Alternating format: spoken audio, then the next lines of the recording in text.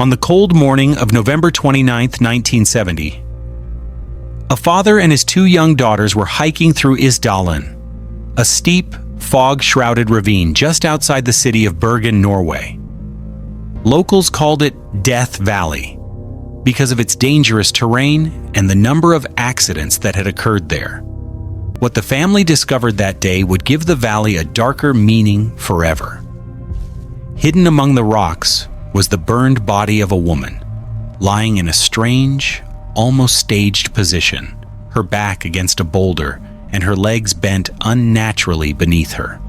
She was badly burned, but not completely destroyed, and it was immediately clear that this was no ordinary hiking accident.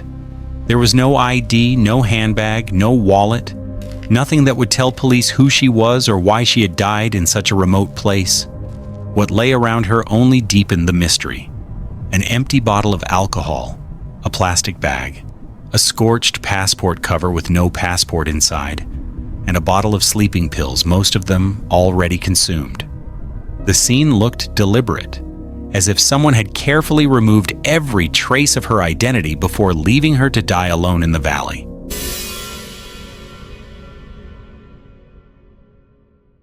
An autopsy soon revealed something chilling. The woman had not died from the fire alone. She had ingested a large amount of phenobarbital, a powerful barbiturate sleeping drug, and had also inhaled large amounts of carbon monoxide from the flames. In other words, she had been heavily sedated, possibly unconscious, before the fire began. The burns were severe, but they were not enough to completely destroy her body, suggesting that the fire had not burned long or hot enough to be a genuine attempt at cremation.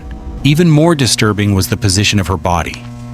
Her arms were clenched in a defensive posture, and her hands were curled tightly, as though she had experienced fear or pain.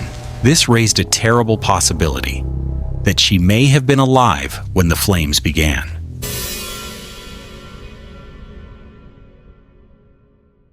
Police soon discovered that the woman had left 2 suitcases in a locker at Bergen's railway station. Inside was a bizarre collection of wigs, sunglasses, makeup, and carefully chosen clothing, all with their labels removed. Whoever she was, she had taken great care to erase where her belongings came from. Even more strange were several notebooks filled with coded writing, strings of letters, numbers, and symbols that meant nothing at first glance. When cryptographers analyzed the notes, they discovered that the codes were actually a travel log, recording dates, hotel stays, and movements between cities across Norway, Germany, Belgium, Switzerland, and beyond.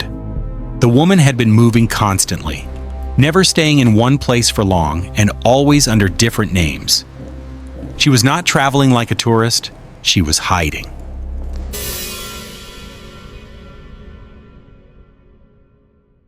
By checking hotel records, investigators uncovered at least 8 different aliases used by the same woman. Sometimes she claimed to be Belgian. Other times, she said she was French, German, or Dutch. She often changed rooms if she felt watched, and she paid in cash, never using credit cards or leaving a traceable trail. Hotel staff remembered her as elegant, reserved, and slightly distant. A woman who carried herself with confidence, but also with constant caution. She told different stories to different people about why she was in Norway. Sometimes she said she was a traveling salesperson.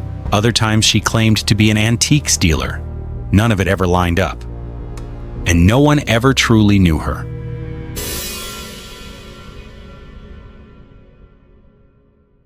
Perhaps the most haunting clue came from her teeth. Forensic dentists examined her fillings and crowns and found something extraordinary. The materials and techniques used did not match anything commonly seen in Western Europe. Instead, they closely resembled dental work done in Eastern Europe, behind the Iron Curtain, in places like Czechoslovakia or the Soviet Union.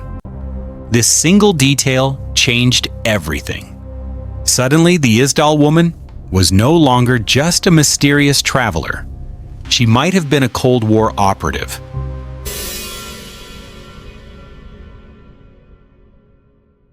Norway in 1970 was a frontline state in the Cold War.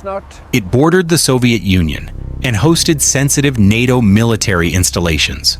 Bergen, in particular, was a hub for naval and missile activity. The coded notes, multiple identities, and secretive behavior of the Isdal Woman all fit the profile of someone gathering intelligence. Witnesses later came forward to say they had seen her in the valley shortly before her death, dressed in dark clothing, walking alone as if she had a destination in mind. Others recalled her meeting unknown men in hotels and then abruptly leaving. No one ever came to claim her body. No embassy, no family, no government. It was as if she had never existed.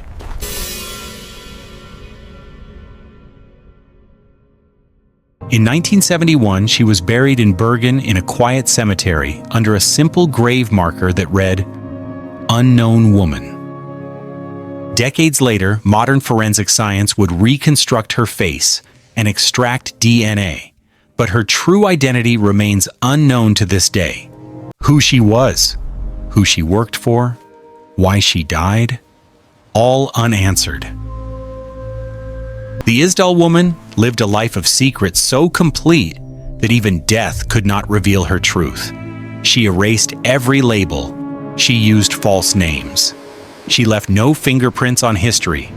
And then she vanished into a remote Norwegian valley, leaving behind only ashes, code, and silence. In a world of Cold War shadows and hidden wars, she may have been one of the many people who existed only between the lines. Never meant to be known. Never meant to be remembered. But half a century later, we are still asking the same question. Who was the Isdal Woman? The Isdal Woman left behind no photographs, no family, no real name. Only ashes, coded notes, and questions that time has never answered. Whoever she truly was, she lived a life designed to vanish, moving through countries and identities like a ghost, leaving no trace behind her. Even in death, she remained hidden, her past locked away behind secrets that may never be uncovered. Some believe she was a spy. Others believe she was running from something or someone. But the truth is even more haunting. The world may never know why she died alone in that frozen valley, or who made sure she would never be identified. All that remains is a silent grave in Norway, marked only by the words "Unknown Woman." And in that silence lies one of the greatest mysteries of the modern age. If you want more true stories of forgotten lives, hidden identities, and the shadows where history hides its darkest secrets, stay with us. Because some mysteries don't end, they simply wait.